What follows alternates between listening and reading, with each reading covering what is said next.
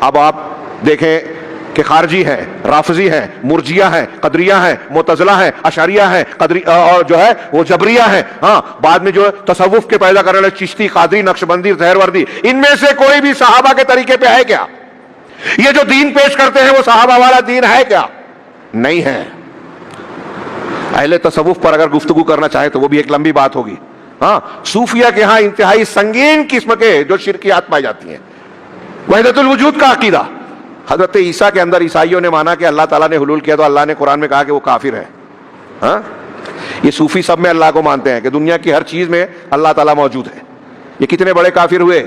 یہ ہندوؤں کا عقیدہ ہے۔ شنکراچاریہ جو ان کی تاریخی شخصیت پہلی گزری ہے نا، اس نے اپنشد کی تشریح جو ہے اسی وحدت الوجودی عقیدے کی بنیاد پہ کی ہے، اور اسی اپنشد کی نظریے کے مطابق صوفیوں نے ابن عربی، حلاج، منصور ابن حلاج، ان لوگوں نے جو ہے اسلام میں جو ہے وحدت الوجود کے عقیدے کو پھیلا دیا، اور آج جتنے بھی تصوف کے سلسلے تقریباً سب حلول و اتحاد کو مانتے ہیں۔ انتہائی سنگین قسم کی گمراہی جو ہمارے ارد گرد پائی جاتی ہے۔ بہت سے لوگ آنکھ بند کر کے اسے سمجھتے ہیں کہ نیکی ہے اور دین سمجھ کر قبول کر رہے ہیں۔